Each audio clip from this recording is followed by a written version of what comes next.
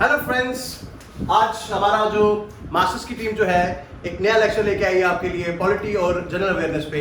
इस टॉपिक पे मैं आपको पहले ही एक प्रीव्यू दे चुका हूँ, ओरिएंटेशन इस वीडियो में मैं दे चुका हूँ। उसी में से मैंने ये टॉपिक चुना है, द फॉर्मेशन ऑफ कॉन्स्टिट्यूशन। इस टॉपिक को मैंने इसलिए चुना है फ्रेंड्स क्योंकि इस वाले पोर्शन में मैक्सिमम से मैक्सिमम क्वेश्चंस आपको जरूर पूछे जाएंगे, क्योंकि ये पॉलिटी का मेजर क्वेश्चन है। इसमें आपके फंडामेंटल प्रिंसिपल्स, फंडामेंटल राइट्स और डीपीएसपी जो हैं वो भी इसमें कवर होंगे। तो आज हम इस टॉपिक को शुरू करेंगे with the topic name formation of constitution. चलिए फ्रेंड्स, सबसे पहले मैं आपको बताना चाहूंगा कि कॉन्स्टिट्यूशन का मतलब क्या होता है। जब हमने कॉन्स्टिट्यूशन को शुरू किया, इस टॉपिक को शुरू करना है, तो हमें पता होना चाहिए कि कॉन्स्टिट्यूशन क्या है। फ्रेंड्स, इसमें आपको सारे फैक्ट्स मिलेंगे, सारे फिगर्स मिलेंगी, जो याद करने वाली चीजें होंगी उस पर मैं आप एक स्टार मार्क लगा दूंगा, जो आप आराम से उसको नोट डाउन कर सकते हो। लेकिन फ्रेंड्स, मैं आपको ये बता दूं कि कॉन्स्टिट्यूशन की जो फ्रेमिंग है, जो फॉर्मेशन है और ये जो टॉपिक है, इसको पढ़ने के लिए मैं अगर चाहता तो आपको पूरे फैक्ट्स सिखा सकता था यहाँ पे, लेकिन क्रैमिंग करने में बहुत मुश्किल हो जाएगी। इसलिए मैं चाहता हूँ कि मैं आपको सीक्वेंस वाइज एक स्टोरी सुनाऊं, जिससे आपको ये मेमोराइज रहे कि कैसी कैसी हैपनिंग्स और कैसे बिगनिंग और किस तरीके से इस टॉपिक का एंड होगा। चलिए फ्रेंड्स, सबसे पहले मैं आपको बताना चाहूंगा कि कॉन्स्टिट्यूशन की डेफिनेशन क्या है। सिंपल लैंग्वेज में अगर हम कहें तो ये है सर्टेन सेट ऑफ गाइडलाइंस, और इसे हम लीगल लैंग्वेज में लीगल एंटिटी भी बोलते हैं। अब सवाल ये है फ्रेंड्स कि इसको कॉन्स्टिट्यूशन हमें चाहिए क्यों है, कॉन्स्टिट्यूशन जरूरी क्यों है। डियर फ्रेंड्स, आजकल मॉडर्न नेशंस जितने भी हैं उन सब का कोई ना कोई कॉन्स्टिट्यूशन रहता है। कॉन्स्टिट्यूशन क्या है? बेसिकली ये एक ऐसी गाइडलाइंस है जो स्टेट को और स्टेट में रहने वाले सिटीजन्स को दोनों को गाइड करते हैं कि आपके लिए देश का आपके लिए कौन से राइट्स और ड्यूटीज है और आपके देश के लिए कौन से राइट्स और ड्यूटीज हैं, वो सारी की सारी जो है आपको कॉन्स्टिट्यूशन में मिलेंगे। तो ये हमें बताता है हाउ पॉलिटी गवर्न्स, ये साथ ही हमें बताता है स्टेट का नेचर क्या है, और साथ ही ये जो है सिटीजन्स के राइट्स और ड्यूटीज को भी प्रिस्क्राइब करता है। तो मुझे लगता है कि आपको ये पता चल गया होगा कि कॉन्स्टिट्यूशन होता क्या है और इसकी जरूरत क्या है। ठीक है, अब इस टॉपिक में जो मेन चीजें हैं वो पढ़ने वाली ये है कि इंडियन कॉन्स्टिट्यूशन की फॉर्मेशन जो है वो किस तरीके से हुई, कि कहां से इसके बिगनिंग हुआ और क्या क्या मुश्किलें और कौन कौन सी जो कमेटीज थी इसमें, या किस किस मेन इंपॉर्टेंट जो रोल था लोगों का, किस किस का था, वो हम सारा यहाँ पे आज पढ़ेंगे। चलिए फ्रेंड्स, सबसे पहले मैं इस टॉपिक में सबसे इंपॉर्टेंट जो एक पॉलिटिकल थिंकर है जिसने सबसे पहली बार कॉन्स्टिट्यूशन का आइडिया दिया, उनका नाम था एम एन रॉय। मैं आपको बता दूं, M N Roy is a very famous political thinker. जो लोग पॉलिटिकल साइंस के स्टूडेंट्स हैं वो इस थिंकर्स को अच्छे से जानते हैं, एम एन रॉय को। इनका योगदान जो है वो इंडियन पॉलिटिकल थॉट में बहुत ज्यादा है। और मैं आपको बताऊं, ये ऐसे थिंकर है, इस पे मोस्टली क्वेश्चन आता ही आता है, और बड़ा सिंपल सा क्वेश्चन है कि मैं पहली बार फर्स्ट जो आइडिया था, first idea of formation of constitution was put forth by this man. M N Roy थे जिन्होंने सबसे पहली बार आइडिया दिया कि हमारा भी कॉन्स्टिट्यूशन असेंबली होनी चाहिए जो खुद अपना कॉन्स्टिट्यूशन चुन सके। क्योंकि इससे पहले जो थे, आपको पता है कि हमें अंग्रेज जो थे पिछले 100 साल से हम पे रूल कर रहे थे। सारे जो रूल्स थे, लॉज थे, जितने भी रेगुलेशंस थी, वो सारे ब्रिटिशर्स की चल रही थी मेनली। लेकिन सिटीजन कौन थे? हम इंडियंस थे। We were suffering from them. तो उस चीज को, सफरिंग को दूर करने के लिए एम एन रॉय ने सबसे पहली बार आइडिया दिया कि Indian should have their own constitution. तो ये क्वेश्चन बड़ा इंपॉर्टेंट है, इसमें आपको ये याद रखना है कि पहला आइडिया किसने दिया? एम एन रॉय ने। और डेट भी याद रखनी है, the date is 1934।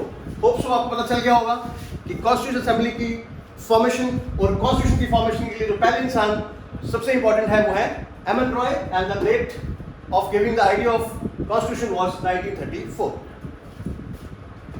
Second person second point जो कॉन्स्टिट्यूशन की फॉर्मेशन में बड़ा इंपॉर्टेंट है, 1934 में आइडिया पुट किया गया और 1935 में इस आइडिया को इंडियन नेशनल कांग्रेस ने ऑफिशियली डिमांड किया। आप सबको पता है कि नेशनल मूवमेंट में आईएनसी का रोल क्या था।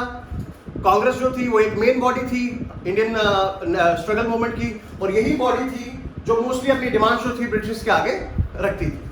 और उन्होंने जो था 1935 में 1935 में पहली बार ऑफिशियली डिमांड किया कि yes we should have our own constitution. तो इसमें याद करने वाली चीज है द डेट 1935, और ये आईएनसी ने ऑफिशियली इसको डिमांड कब किया। क्वेश्चन आ सकता है, क्वेश्चन आया भी है एक दो बार कि when did Indian national Congress officially demanded the formation of constituent assembly for the constitution. तो आपको डेट याद होनी चाहिए, दैट इज 1935। इसके बाद जो नेक्स्ट बिगिनिंग नेक्स्ट हैपनिंग जो इसमें बहुत इंपॉर्टेंट है याद करने वाली, वो है जवाहरलाल नेहरू। डियर स्टूडेंट्स, नेहरू जी ने 1938 में एक चीज और डिमांड की। ठीक है, उन्होंने कहा कॉन्स्टिट्यूशन तो हमें चाहिए, कॉन्स्टिट्यूशन हम बनाएंगे भी, लेकिन कॉन्स्टिट्यूशन बनाएगा कौन? उन्होंने कहा कि कॉन्स्टिट्यूशन बनेगा without interference of without outside interference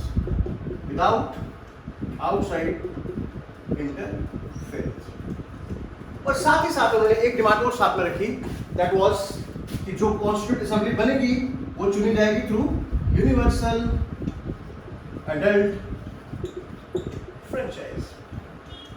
dear friends, बड़ी बारी में देखा है कि क्वेश्चन एग्जामिनर जो है इसमें से सवाल पूछ लेता है यूनिवर्सल एडल्ट फ्रेंचाइज।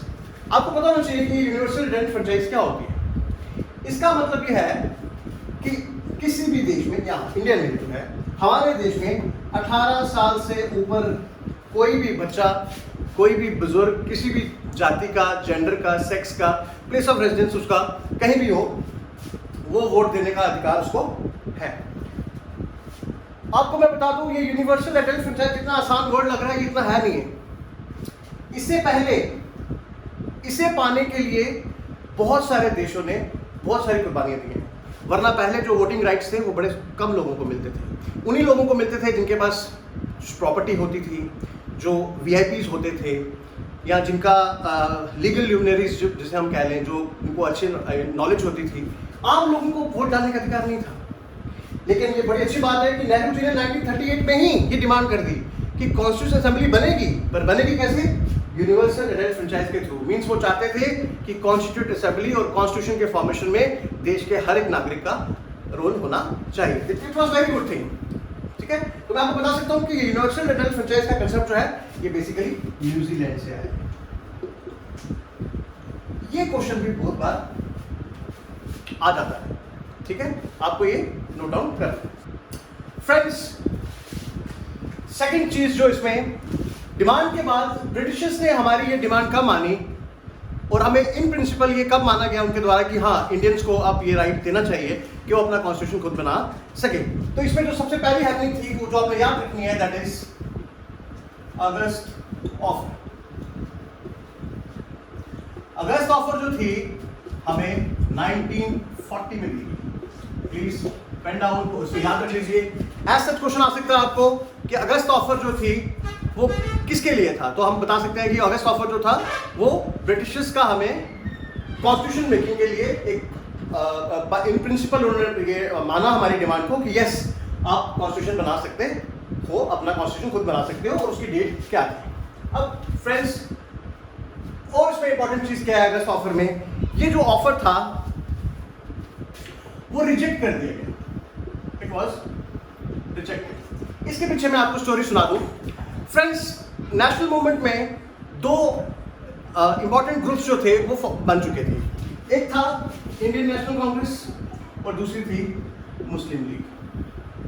अब प्रॉब्लम क्या आ रही थी, जैसे ही कॉन्स्टिट्यूशन बनाने की बारी ऑफर हमें मिला, जब हमें ये ऑफिशियली इन्होंने प्रिंसिपली हमें दे दिया कि हाँ आप ये बना दीजिए, तो मुस्लिम लीग कहीं ना कहीं इंडियन नेशनल कांग्रेस के साथ एक टेबल पे नहीं आ पा रहे थे। इसका कारण क्या था कि मुस्लिम लीग जो थी वो अपनी टू नेशन थ्योरी लेके पॉलिटिकल स्पेक्ट्रम में आ चुके थे।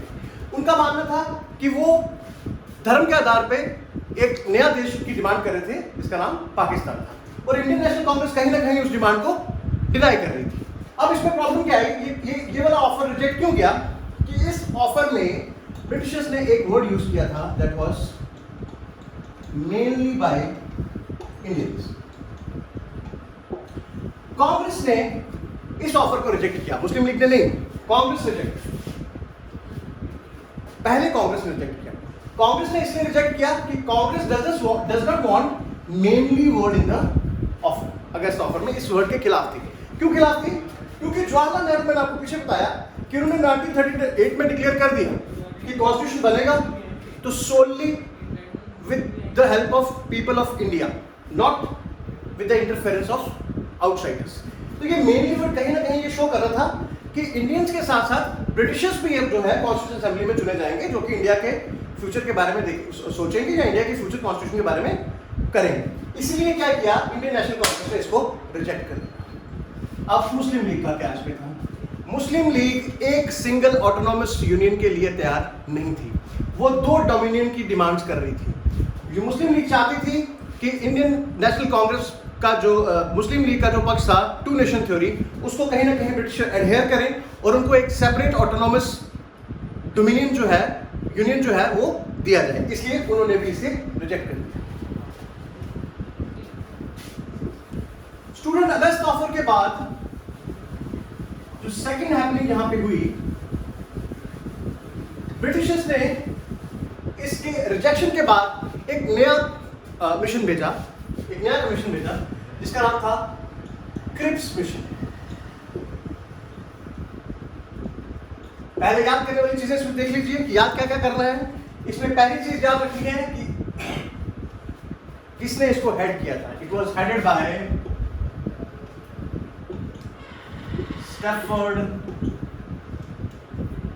क्रिप्स, उन्हीं के नाम पे ये था। ये याद करने वाला है फैक्ट।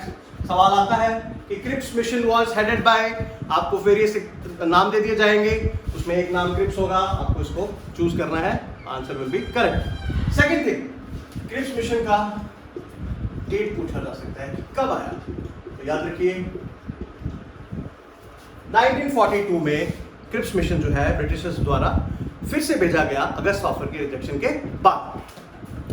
अब इसमें भी यही प्रॉब्लम आ रही थी, मुस्लिम लीग एक एडमेंट नेचर लेके प्रोसीड कर रही थी और वो किसी भी हालत में अपनी 2 नेशन थ्योरी डिमांड को छोड़ना नहीं चाहते थे।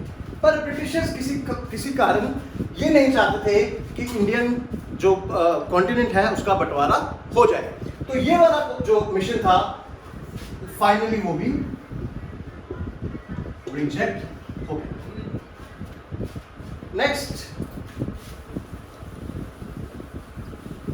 इसके बाद ब्रिटिशर्स द्वारा एक और ट्राई की गई, एक और कोशिश की गई कि देखा जाए कि जो ड्यूस है दोनों इंडियन नेशनल कांग्रेस और मुस्लिम लीग के बीच में वो कहीं टूट जाए, ठंडा पड़ जाए और इस कॉन्स्टिट्यूशन असेंबली की फॉर्मेशन में वो आगे बढ़ सके। तो जो तीसरा कमीशन था उसका नाम था कैबिनेट मिशन। अब इसमें याद करने वाली चीजें कौन सी है? पहली चीज इसका यहां आना, उसका डेट दैट इज 1946, इसको पेन डाउन कर लीजिए, इसको याद कर लीजिए।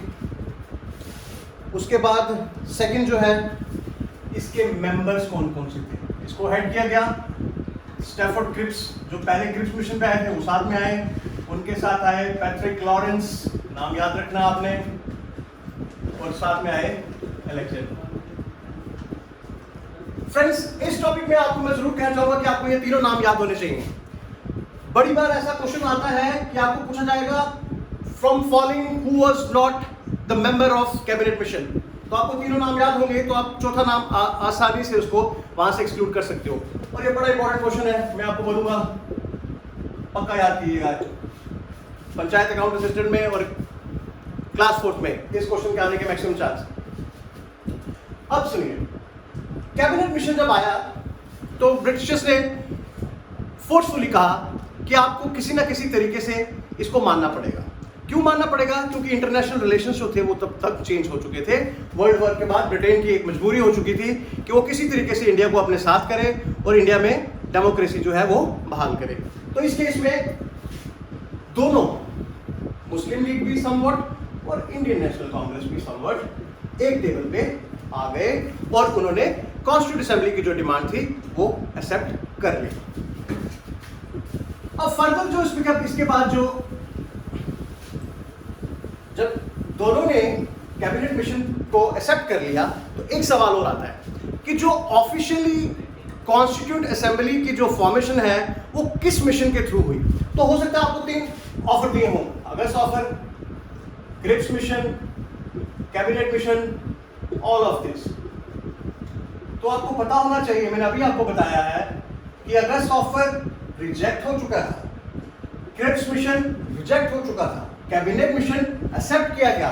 तो ये क्वेश्चन आ सकता है और ये कितना ट्रिकी क्वेश्चन आपको लगेगा यार, अगस्त ऑफर में भी तो ब्रिटिश ने हमें ऑफर दिया कि कॉन्स्टिट्यूशन बना लीजिए, क्रिप्स में भी बोला उसने, कैबिनेट में बोला, लेकिन कॉन्स्टिट्यूंट असेंबली की फॉर्मेशन थ्रू कैबिनेट मिशन हुई। इसलिए आप इसको याद रख लीजिए, it's very important question. Panchayat अकाउंटेशन में यहां से क्वेश्चन आने के मैक्सिमम चांसेस रहते हैं।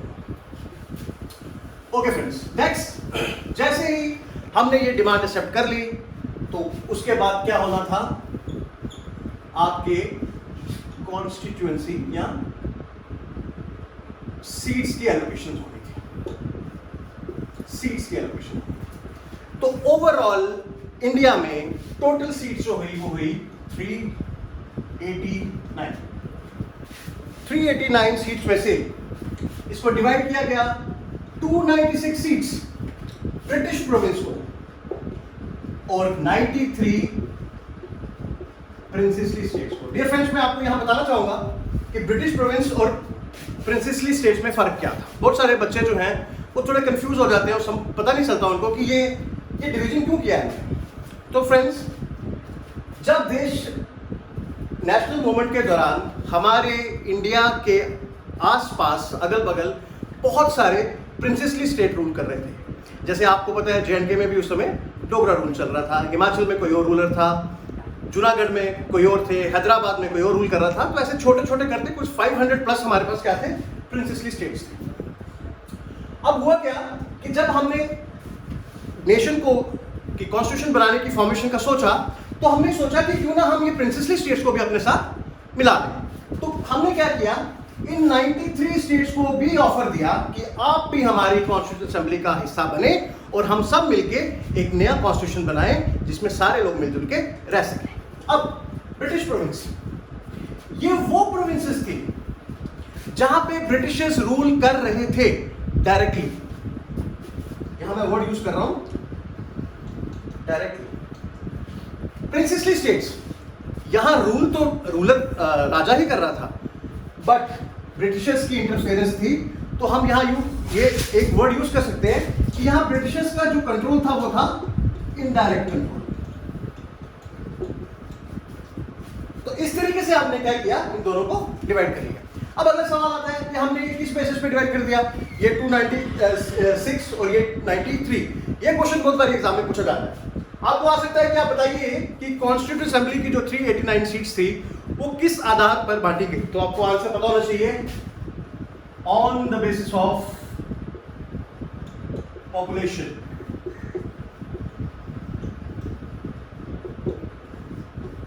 पेन डाउन कर लीजिए, इंपॉर्टेंट है सवाल। ऐसा जाएगा कि on which criteria constituent assemblies seats were framed और फॉर्म्ड। तो आपको आंसर देना है on the basis of population. मैं आपको आज भी बता दूं, आज भी इंडिया में जो कॉन्स्टिट्यूंट असेंबलीज कॉन्स्टिट्यूंसीज बनती हैं उनका आधार पॉपुलेशन है। पॉपुलेशन के हिसाब से जो है वो कॉन्स्टिट्यूंसी बनती है। आपका एक एमएलए जो है वो पर एक पर्टिकुलर रेशियो होती है, वो कन्याकुमारी से लेकर कश्मीर तक बराबर रहती है। ओके फ्रेंड्स, तो आपको यहाँ जो याद करने वाली चीज है उस पर फोकस ये करना है कि ये 389 सीट्स जो है on the basis of population चुनी गई। उसके बाद अब इलेक्शन होना था, इनमें से लोग जीतने थे, इन सीट में से वो लोग कॉन्स्टिट्यूंट असेंबली में बैठे थे और उन्होंने बाद में क्या कॉन्स्टिट्यूशन को फ्रेम करना था। अब इसमें सवाल क्या है इंपॉर्टेंट 93 स्टेट्स थी, प्रिंसेसली स्टेट्स, यहां पे इलेक्शन नहीं हुई। ये सारे मेंबर नॉमिनेट करके आए। और ये जो ब्रिटिश प्रोविंसेस थी, यहां पे इलेक्शन हुई। बट ये इलेक्शन डायरेक्ट नहीं, इनडायरेक्ट इलेक्शन थी। अब सवाल आ गया कि डायरेक्ट इलेक्शन क्या है और इनडायरेक्ट इलेक्शन क्या है। फ्रेंड्स, सिंपल सा है, आपका जो एमएलए का इलेक्शन होता है स्टेट का, that is direct election. Direct election means आपको कैंडिडेट का नाम पता होता है, कैंडिडेट का चुनाव चिन्ह आपके पास होता है, पार्टी का आपका मालूम है, आप वोट कास्ट करने जाते हो, उसका एक पर्टिकुलर चिन्ह होता है, वहां आप अपना बैलेट बॉक्स पे वोट डालते हो, आपका वोट पड़ गया, मेंबर चुना गया। इसमें क्या हुआ, आप अपने कैंडिडेट को खुद डायरेक्टली वोट डालने जा रहे हो, that's why it is known as direct election. But indirect election में ऐसा नहीं होता। For example, election of president और वाइस प्रेसिडेंट, आप कभी प्रेसिडेंट को खुद वोट डालने जाते हो? नहीं जाते। डायरेक्ट इलेक्शन में आप सिर्फ दो ही जगह वोट डालने जाते हो, एक आपके एमएलए, एक आपका एमपी। और इनडायरेक्ट इलेक्शन में क्या होता है, आपके चुने हुए नुमाइंदे जो हैं वो आगे वोट डालते हैं और आपकी तरफ से अपना नुमाइंदा जो है जिता देते हैं, तो उसे हम बोलते हैं इनडायरेक्ट इलेक्शन। तो हमारा जो 296 जो ब्रिटिश प्रोविंस थी, वहां इनडायरेक्ट इलेक्शन हो रही थी। प्रोविंसेस से चुने गए लोग जो थे, जो प्रोविंशियल असेंबली से चुने हुए लोग थे, उन्होंने वोट डाला इन मेंबर्स के लिए और जिता के उनको असेंबली में भेजा। तो इसमें सवाल क्या आता है, पूछा जाएगा कि कॉन्स्टिट्यूट असेंबली का नेचर क्या था। What was the nature of Constituent Assembly? Whether it was directly elected, whether it was indirectly elected, both of them, none of them. तो इसमें जो आपने आंसर लिखना है वो आपको मैं बता देता हूँ। Constituent Assembly was partly elected and partly nominated. Same ऐसी ही लाइन एग्जामिनर ने आपको पेपर में दी होगी, बिलीव मी, आपको ये याद रखनी है। ऐसी ही लाइन वहां पे होगी। 3 ऑप्शन दिए होंगे, एक दिया होगा पार्टली इलेक्टेड, दूसरा ऑप्शन होगा पार्टली नॉमिनेटेड, तीसरा ऑप्शन होगा पार्टली इलेक्टेड पार्टली नॉमिनेटेड, चौथा ऑप्शन होगा नन ऑफ दीज।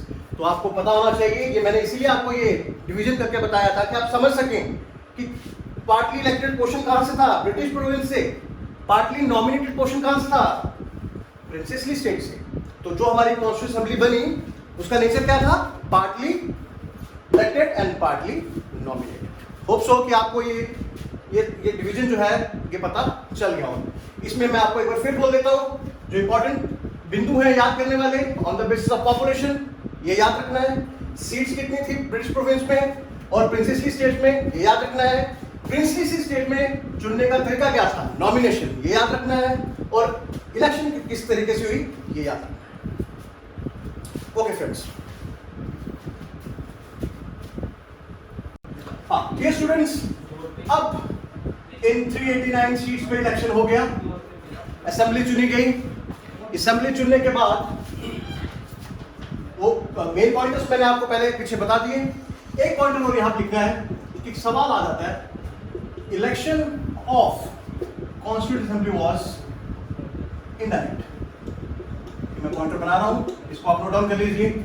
सी, सवाल आ जाएगा आपको कि जो कॉन्स्टिट्यूएंट असेंबली की इलेक्शन हुई वो नेचर ऑफ इलेक्शन क्या था। तो ऑप्शन होंगे, whether it was direct, whether it was indirect, ठीक है, और बोथ ए बी और नन ऑफ। तो फ्रेंड्स आपको पता होना चाहिए, मैं आपको पहले क्लियर कर चुका हूं जब मैंने आपको डिवीजन करके बताया, इलेक्शन जो थी वो थी इनडायरेक्ट। अब इसमें एक बड़ा इंपॉर्टेंट टॉपिक जो है, जहां से बहुत बार सवाल आया गया है, आपको जान के बड़ी हैरानी होगी कि जो मेंबर्स चुने गए उस समय 389 मेंबर्स जो आए, जो नॉमिनेशन वाले तो आए नहीं, प्रिंसेसली स्टेट ने मना कर दिया, बाकी जो 296 मेंबर्स थे वो चुन के आ गए। उनमें से एक, उस समय के जितने पॉपुलर लीडर्स थे सब ने इलेक्शन लड़ी, मोस्टली इलेक्शन जीते। एक इंसान ने ना इलेक्शन लड़ी और ना ही उस असेंबली का पार्ट बना। उस इंसान का नाम था महात्मा गांधी।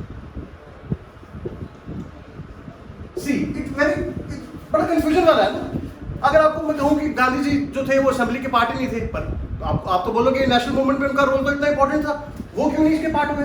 तो एग्जामिनर इन चीजों को चुनता है। उसे पता है कि बच्चे जो है अगर गैस वर्क लगाएंगे तो वो इस गैस तक कभी नहीं पहुंच पाएंगे। अगर आपने पढ़ा नहीं होगा तो आप महात्मा गांधी के गैस को तो कभी हाथ भी नहीं लगाओगे, आपको तो लगेगा ये बंदा तो अंदर होगा ही होगा। लेकिन ये एक ऐसे वाहिद इंसान थे उस समय जो असेंबली का पार्ट नहीं थे, इसलिए इसको याद कर लीजिए। क्वेश्चन आएगा आपको, फॉलोइंग अमंग देम, आपको ऑप्शन दे दिए जाएंगे 4। ऐसा कौन सा इंसान था जो कॉन्स्टिट्यूंट असेंबली का पार्ट नहीं था? तो आपको पता होना चाहिए Mahatma Gandhi was not part of constituent assembly. He was one of the renowned leader of Indian national congress, but he never became the member of constituent assembly. चलिए, उसके बाद असेंबली चुनी गई। असेंबली चुनने के बाद जो पहला काम था वो था असेंबली का प्रेसिडेंट बनाना। तो पहला जो टेम्परेरी प्रेसिडेंट बनाया गया उनका नाम था Sachchidanand Sinha. Very important name. और जो परमानेंट मेंबर बनाया गया उनका नाम था डॉक्टर राजेंद्र प्रसाद। अब आपको दो वर्ड्स यहां दिख रहे हैं, एक है टेम्परेरी और एक है परमानेंट। दोनों में मैं आपको डिफरेंस बता दूं। सी, हमारे क्या सिस्टम है कि हम पार्लियामेंट, ये हमारा अभी भी सिस्टम ऐसे ही, पार्लियामेंट का एक कन्वेंशन का कह लो इसको। होता क्या है, जब ये एक नई असेंबली चुन के आती है तो सबसे पहले क्या होता है कि एक टेम्परेरी प्रेसिडेंट चुनना होता है। तो टेम्परेरी प्रेसिडेंट किसे चुना जाता है? जो सारे मेंबर्स में से सबसे एल्डेस्ट होगा, सबसे बड़ा होगा। इसका मतलब जो ये लोग प्रिंसेसली स्टेट को छोड़ के 296 चुने गए, उनमें सबसे एल्डेस्ट कौन थे? सच्चिदानंद सिन्हा। तो इनको क्या किया गया? एक टेम्परेरी प्रेसिडेंट जो था बना दिया गया। अब टेम्परेरी प्रेसिडेंट का काम क्या होता है? उसको परमानेंट प्रेसिडेंट चुनना होता है, उसके लिए इलेक्शन करानी होती है। तो उस इलेक्शन कराने के लिए पहले हमें क्या चुनना पड़ रहा है? Temporary president. तो आपने टेम्परेरी का नाम याद रखना है, सच्चिदानंद सिन्हा। क्वेश्चन आता है कि who was the first president of constituent assembly? अगर वहां राजेंद्र प्रसाद नाम नहीं दिया है, सच्चिदानंद सिन्हा दिया है, तो आपको भाई यही टिक करना है। अगर तो एग्जामिनर पर्टिकुलर पूछ दे कि टेम्परेरी प्रेसिडेंट कौन था कॉन्स्टिट्यूंट असेंबली का, फिर तो आपको याद होगा सच्चिदानंद सिन्हा। अगर एग्जामिनर पूछ ले कि परमानेंट मेंबर कौन था, प्रेसिडेंट कौन था, तो आपको याद रखना है राजेंद्र प्रसाद। आपको पता होगा यही हमारे first president of independent Republic India के थे। ओके फ्रेंड्स, ये दोनों फैक्ट्स जो है आपको याद करना है। Okay, next. अब जब कॉन्स्टिट्यूंट असेंबली चुनी गई तो मेजर काम क्या था? मेन काम था कॉन्स्टिट्यूशन को बनाना। अब कॉन्स्टिट्यूशन को बनाने के लिए बड़ी सारी मेजर और माइनर कमिटीज बिठाई गई। मेजर एंड माइनर बहुत सारी थी। फ्रेंड्स, इस एग्जाम को लेके हमने बिल्कुल पर्टिकुलर रहना है। इसमें हमने दूसरी सिर्फ एक ही कमेटी को पढ़ना है, जो है ड्राफ्टिंग कमेटी। आप सब जानते हैं ये बहुत इंपॉर्टेंट कमेटी है। ड्राफ्टिंग कमेटी का काम क्या था कि जितने भी मेजर और माइनर कमेटीज काम कर रही थी उनका सारा डाटा लेके उसको क्लब करके कॉन्स्टिट्यूशन की फॉर्म देना। और आपको याद रखना है इसमें जो इंपॉर्टेंट चीजें हैं, ड्राफ्टिंग कमेटी जो थी, it was headed by very prominent political and social leader of Indian national congress और struggle movement, doctor Bhimrao Ambedkar.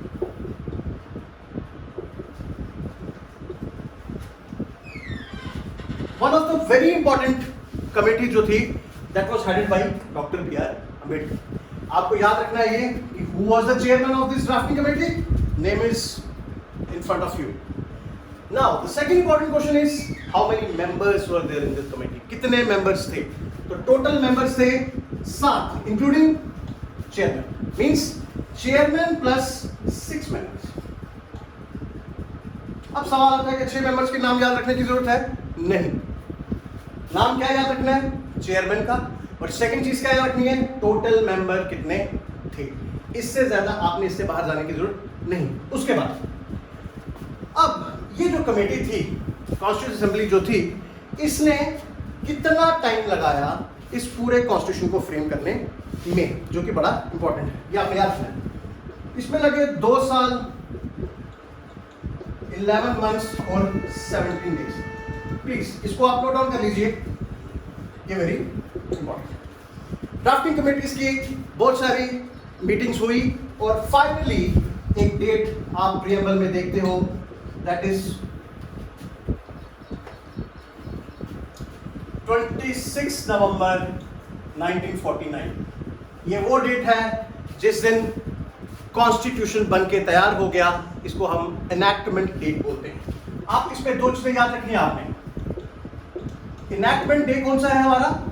26 November 1949, but commencement day अलग है, that is 26 January 1950, that is commencement day of constitution, और इसको हम Republic day के नाम से भी सेलिब्रेट करते हैं। तो आपको इन दोनों में पता होना चाहिए, एग्जामिनर पूछ सकता है इनैक्टमेंट डे क्या है, कमेंसमेंट डे क्या है। अब इसमें ये वाला जब 26 नवंबर को बन गया तो 26 जनवरी अगले साल को क्यों कमेंस किया गया? इसका एक सिंबॉलिक मीनिंग, एक सिंबॉलिक नेचर है। मतलब ये कि ये एक ऐसी तारीख थी 26 जनवरी 1930 जिस दिन नेहरू जी ने पूर्ण स्वराज का नारा दिया था रावी नदी के किनारे। इस पूर्ण स्वराज के डे को सिंबॉलिक बनाने के लिए एनैक्टमेंट डे और कमेंसमेंट डे में थोड़ा सा फर्क लाया गया।